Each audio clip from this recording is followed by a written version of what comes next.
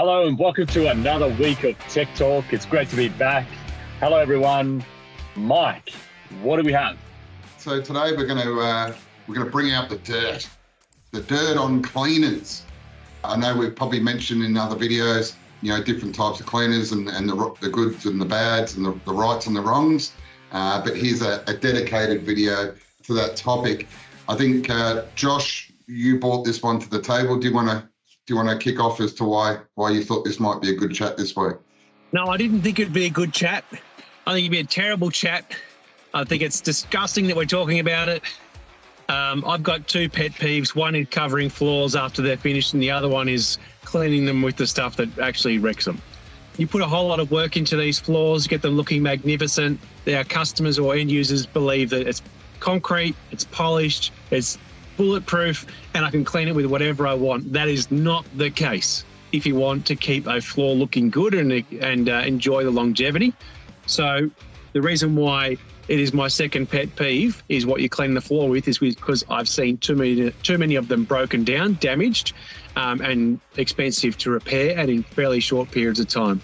My biggest culprits are the environmentally friendly products, because they have a tendency to have some nasties in them. And I'm not going to go too much into the nasty side of them.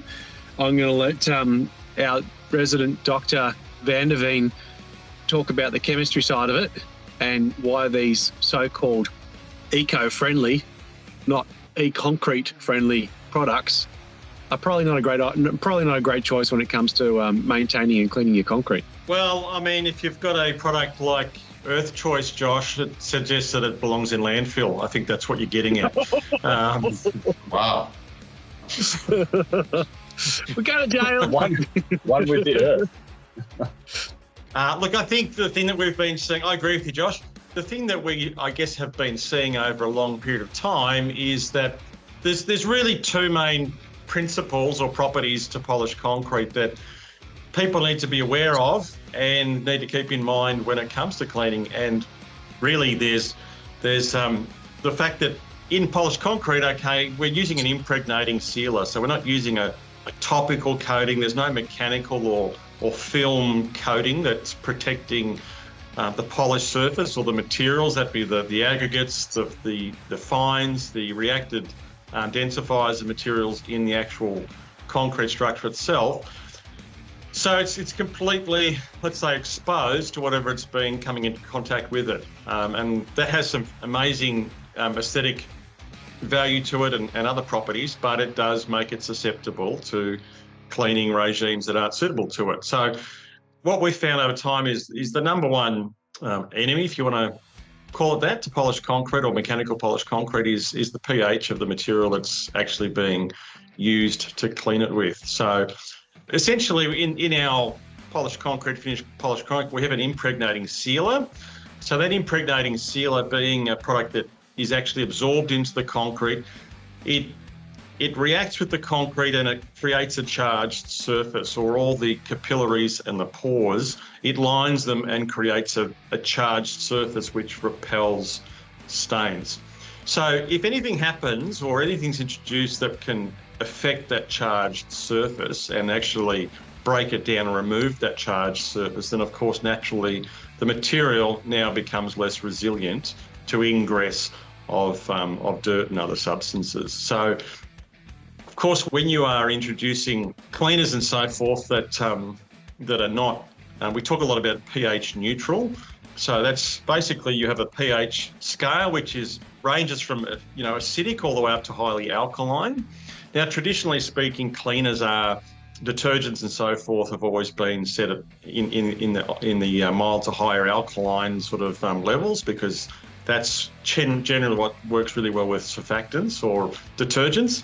But of course, the materials and the minerals and so forth in concrete will also be reactive to acid or basic or alkaline substances. Okay, so we don't want something that's acidic, because that will actually react with the calciums and the minerals and so forth in concrete. We don't want something that's alkaline either, because that affects our reactive densifiers and so forth as well, and starts reversing some of the chemistry that's been introduced to the concrete through the introduction of densifiers and so forth. So we've got the charged element of the impregnators creating that repelling surface, and we've also got the actual natural acid-base chemistry of concrete and the minerals that are in it. So pH neutral is a really important element to our cleaners. So the case study that Josh was talking about before, that cleaner was actually a pH of 10.8. So when you understand that the mid-range on an acid-base pH scale is 7 and the maximum is 14, that's highly alkaline. When you're almost at 11 pH with your cleaning agent, you're well and truly into the mid to high alkaline range from a chemistry point of view. So well and truly outside of that sort of round about that 7, which gives you a pH neutral where you can be really comfortable that you're not introducing an acidic substance and you're not introducing a basic substance. Is that getting too technical for you guys? Just, I was just waiting for the technical part of it. So I guess if we start having an effect on that charged surface which the impregnators create, and we start breaking down the actual material through some sort of acid-base reaction, then of course we're creating opportunities for pits and voids. We're going to see a stripping away or reduction in the shine or the gloss or the tightness of the surface. This all compounds into a material that starts to become less resistant, starting to absorb more materials. And of course, when we're talking about cleaning, we're talking about wet spreading around of a dirty sort of substance, which then starts sinking into the material rather than being able to be removed and lifted off the concrete surface. Hence, we start looking at discoloration and premature deterioration of the aesthetic result that someone's gone so hard to create and prepare for the homeowner in this case. Okay, so if a floor has been damaged by using the wrong cleaner, and obviously this is a little bit of a how long's a piece of string question, but what's most likely going to be a resolution to this? Was the contractor going to come back and, start a resin and quickly rectify it, or we're going to have to regrind or whatever it might be? I mean, what are some things we can do? Yeah, it really comes down to assessment, case by case scenario. In the case that I was presented this week, it's probably going to be a matter of getting this floor clean, so actually getting all the dirt out of it by using Totally Care. Not that I'm plugging anything. That's probably going to soak it to get all the grime out without doing any further damage to the floor. And if they're successful in that, they're going to reinstate the impregnating sealer, and they're going to leave it at that.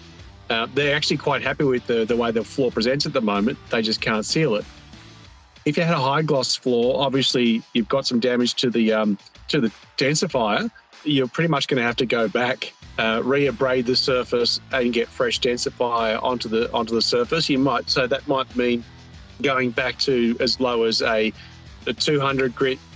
It could be a matter of only having to reinstate sealer and then run tempos over it. So they're all really different depending on what the original finish was, how bad the damage is, and what the budget is, who's paying for it. Because that's my other bugbear here, is that who's offering the warranty, what's stipulated in the warranty as all of the approved types of cleaning processes and all that sort of stuff.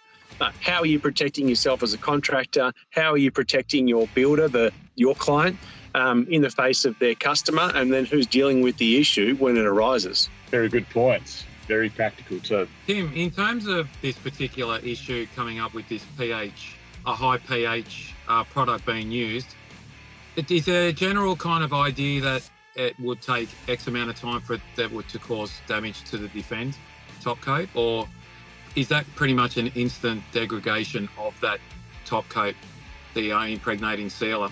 Or does it happen over time?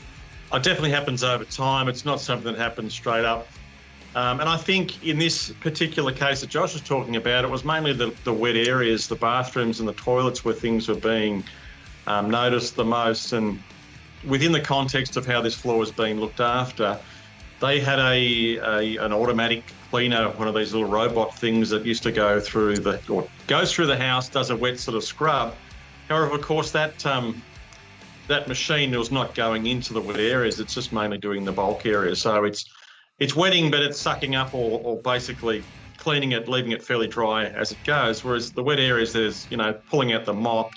We're mopping this stuff around. It's a lot wetter application and it's sitting around for a lot longer. So we can straight away see the difference that exposure or length of exposure in this, isolated case has between areas where the same material is being used, but because it's being in contact and exposed for a much more extended period of time, that reaction is becoming quite evident, because on the rest of the floor, that cleaner doesn't have near as much of the chance to do its degradation or have an impact, because it's basically going down and being sucked up straight away.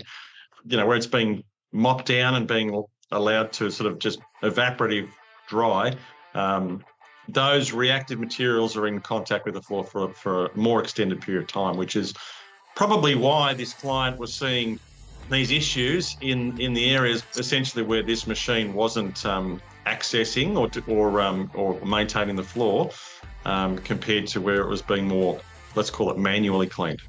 Might be a couple of factors when you mentioned before about having a contract with the client, which might be a builder, but then also maybe a how to sort of care for your floor, which could go to the end recipient. Just like I'm guessing is if I had timber floors installed or a new dishwasher installed or whatever, there's always a how to maintain and how to look after.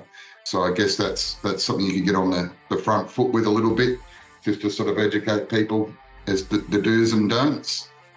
Well, just to pick on you a bit more, Mikey, you've got a few customers that do a few things like that. What does that look like that they're doing at the end of a job to help their clients? Yeah, it could be a bit of a care package, a bit of a thank you form, and again some tips and tricks on how to look after their floor. There might be some products involved as well. I know there's a few people that again, a bit of a shameless plug, as Josh mentioned before, our Totally Care floor cleaning product, which, as you'd no doubt guess, is pretty heavily aimed towards polished concrete floors, pH neutral cleaner and that sort of thing there. But yeah, so like rather than making a negative or a big issue of it, it's more so a nice thing and a handover and a thank you sort of package. Get quite a few phone calls of someone wanting a cleaner and then asking if I could put that on their account and then forward sending it to their customer directly from us. So yeah, definitely that sort of thing happens. Turning whether it be call it a negative or a non-point, but just making a positive and a warm and fluffy situation of a handover type package. I guess going further than that, I mean, for when I was a contractor myself, when I would do a quote, I would already have a component in my quote to have aftercare. So when my quote would involve a certain amount of product that will last for 12 months to protect myself for 12 months and protect the client's investment for the 12 months. So say for was Totally Care, we'll just do that plug again. A litre of Totally Care might last, say, 12 months on that particular project. That was integrated into the final price. So it will come as a package that was kind of compulsory. It was compulsory to look after the investment made by the client, and also any blowback that might come from them wanting to introduce a product that we know fully well that won't work. It was kind of like a package that was almost part of the cost of that project. So yeah, because as you know, people might take it on, they might take on a recommendation, but then they might not want to follow through because they don't want to make one phone call to order that particular product and then go to Bunnings and pick up something that's totally not going to work for that. So Bunnings or Mitre 10 or or Woolworths or Coles or... Stop it! This is my two pet peeves, remember? I'm sitting here And just get holding rambled in as the well. anger. Look, the point I'd like to make too, guys, is probably a bit more of a macro over. We're talking about, this is very natural from a evolution of a product and its, familiarity within the actual consumer base. I mean, we're talking about, if we're comparing, this is not. I guess what we don't want is our our listeners to go around thinking, well, we're dealing with an inferior sort of product. I mean, polished concrete, it's so great, but, you know, there's all these risks or potential pitfalls of having it. This is very much just a reflection of the familiarity with the material, with it as a finishing surface or a flooring option within the marketplace. I mean, if we're comparing to things like carpet and vinyl and ceramic tile, we're talking about materials that people have been used in a building and home environment for decades and decades and decades. I mean, we've seen some shocking carpets and shocking vinyls and things like that in time. Those products haven't been perfect from inception either. But of course, as the demand goes up, the evolution of the product goes up because it's driven by demand and it's driven by development. So this is all very natural within the context of where the product and the finishes come from and where it's going. And it's only going to keep getting better and better and better, like those other products, because people become more familiar with, I guess, the strengths and the weaknesses of their selection. But it drives innovation from a supply-based side of things too, and a contractor base, which makes the product better and better over time as well. So this is all very natural things that go on within the life cycle of a product. So in other words, Tim, keeping it pretty simple, it's not a big deal. It's what capful of what product you're going to put in your bucket of water to be able to clean the floor with. I guess you know, not running around with bleach style products to get the stain out of that nice black carpet I've got either. You know, we're deep diving here, but it's a fairly straightforward sort of thing. It's not that big a deal, but it's just something that needs to be communicated, I think, isn't it? Well, I guess that's reflected on how many calls we get for this kind of thing compared to how many floors are actually going down. And we are definitely talking about a real minority of issues in the context of the things that we're dealing with on a daily basis, that's for sure. Well, you know, in terms of ongoing maintenance, not only cleaning, but the Defend product, what sort of intervals would a contractor go and reapply Defend on an established floor that's been completed by a contractor? If you're using the water-based Defend, every 3 to 5 years. If you're using the solvent-based, every 5 to 8. And that is, of course, dependent on how well it's maintained and that sort of stuff. If you've got a floor that's, you know, it's a matte finish, that sealer is going to be working a whole lot harder over that duration. And the contaminants or cleaners, depending on what they're using, are going to have more of an impact over that period too. So I would be looking at doing, you know, shortening that up to about half to ensure that you've got a working product and good protection there all the time.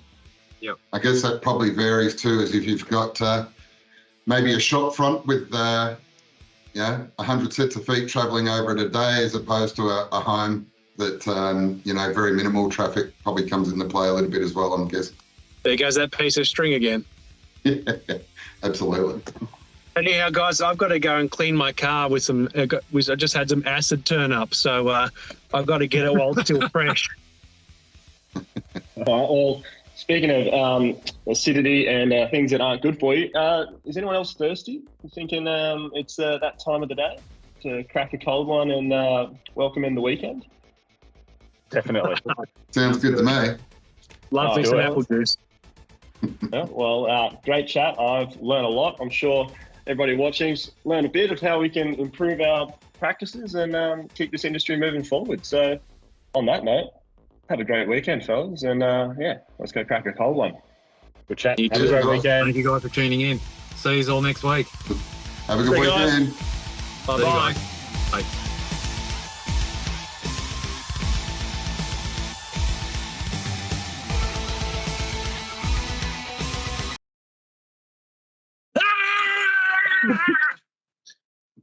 It's still recording. Now